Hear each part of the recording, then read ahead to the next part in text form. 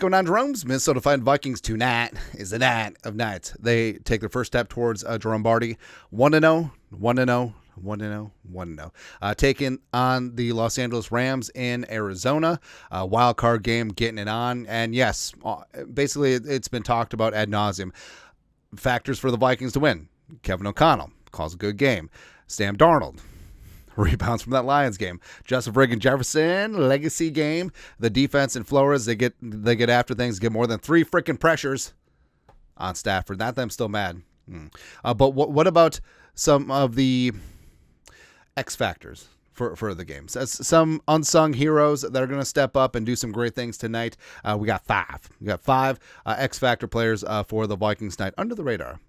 Number 1, Ty Chandler. So I understand. Ty Chandler came into the season with Aaron Jones, had high hopes for him as a runner, but it just didn't quite work out, right? But even though he got demoted, Akers could still be limited if he plays tonight with that illness, which apparently Ty Chandler might have given him. I don't know, biological warfare going on in the Vikings running back room. But this season, as the Vikings' primary kick return, he's averaged 25.6 yards per return, along with 35. Bust one. Hey, Coach Hat, bust one. Line things up and get one down the field, maybe even take it to the house. The pride of UNC/Tennessee, get things done. Plus, I mean, if Akers doesn't play or if he's limited, he could be in line for some work, depending on what happens with Aaron Jones. So now would be full-on redemption song for Ty Chandler. Would love to see it. Next up, number 2, Trent Sherfield. Trent Sherfield has grown on me a lot. So in camp, I was just like, some of these younger guys, which they kept 4 receivers on the practice squad.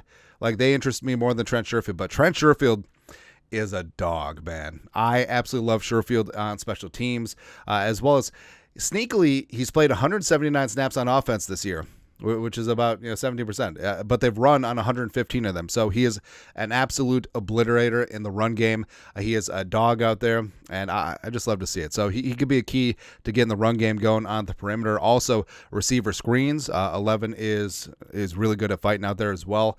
Does have 8 catches for 83 yards and a touchdown on 9 targets on the season. His touchdown was against the Rams. Nailed it. Also, 4 of his 8 catches are for first down. So all he does half the time is catch first downs, as well as touchdowns against the Rams. 100%. That's right. Also, 8 special teams tackles this season. He's one of the best punt gunners in the National Football League. Pro Bowl snub, All-Pro snub, and hopefully he takes that to hat. Because Trent Sherfield has quickly become one of my favorite Vikings. I love him, man. Next, a player that we're waiting to see if he'll be activated as of right now, but Taki Taimi coming back from his injury, off of injured reserve in all likelihood, got a full week of practice in. I think that he's going to do some good things tonight. 70 snaps in 7 games as a true 2-gapping, multiple body nose tackle. He's got 3 tackles on the season, but beyond the stats, He's been fantastic at just taking up space, holding his ground, eating up gaps and bodies, and letting the linebackers scrape free. Also, taking some wear and tear off of Harrison Phillips, which will be key in this playoff run. And it'll be good because the Rams, at heart, they want to run the ball. They want to run Kyren Williams right up the middle, and Taki in there taking up some gaps will be very huge for the Vikings. Also huge. I love Jihad Ward. There's so many likable players on this team. It's fantastic, the culture that they built. But Jihad Ward, 31 pressures and a sack this season, but also 14 quarterback hits, which is 3rd on the team, behind only Grenard and AVG. So Jihad Ward, even though he's a rotational player, definitely beginning after things. And also, we know Patrick Jones second, thanks to Tucker Kraft. Yeah, there will be some snaps there, as well as some will go to Diamond Dallas Turner. But Hadi's been really... his most effective spots are in between the tackles, so lining up in the A and B gaps and just really getting after things. He's one of the few defensive linemen on the Vikings that can get his own rush. And I do think that, especially if you want to get after Matthew Stafford this time around, and if the Vikings do blitz Stafford a little bit less, having Jihad Ward in there on passing downs and just getting after things in one of the gaps is going to be huge.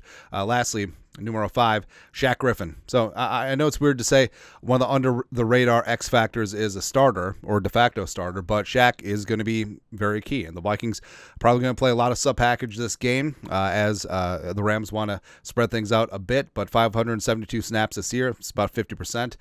2 picks, 2 passes broken up, only a 73.9 quarterback rating when thrown out, which is good. It's pretty good.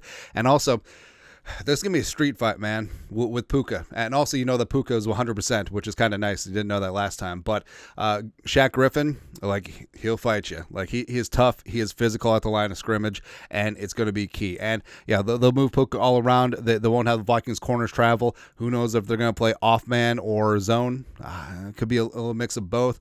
But, maybe they'll go after Stephon Gilmore. I do think that Murph is going to be chasing Cooper Kupp around quite a bit of the game. So on the outside, Puka, who is one of the most physical receivers in the game. Also, he's paramount in their outside run game.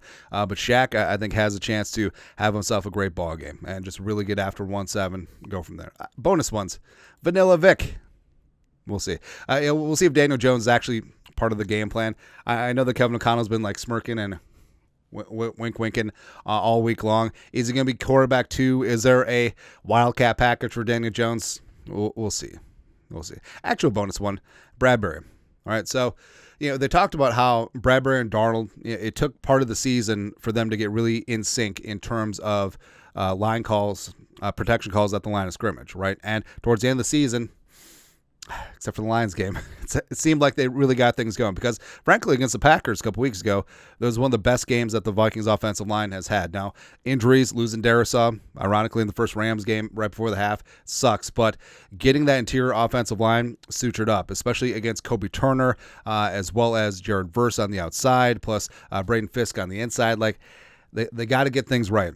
They got to be able to run the ball. They have to be able to give Darnold some time to do some things, and that starts with Bradbury. That starts with Reisner. That starts with Blake Brandel. So, please, 5-6. I've never asked you for anything. Actually, I've asked you basically every single week since you got here to do something. Please, let this be the week. Just 4 more weeks, 5 more weeks of doing stuff. Yeah, I forgot that gap week in between the Super Bowl and the title games. But get things done, and we'll go from there. But I'm actually liking things. I feel like this game is going to hinge on a big-time play from one of the more unsung players on the team, and I think that's going to be glorious. I think it's going to be really damn good. Trent Sherfield's a dog, as well as, hey, Ty Chandler, just do your best Kinkene Nwangu impression one time. Hey, remember after they waived Kinkene, and he ended up with the Jets after the Saints tried to claim him. And they're just like, oh, well, we let him go, one of the best and most dynamic kick returners in the National Football League because we like Myles Gaskin. Please. Yeah. But Chandler, get after it tonight. But your thoughts are thoughts. X factor under the radar players who could be a huge piece of tonight's game. Nailed it. Who are yours? Let us know in the comment section. You guys know what to do. Skull production value.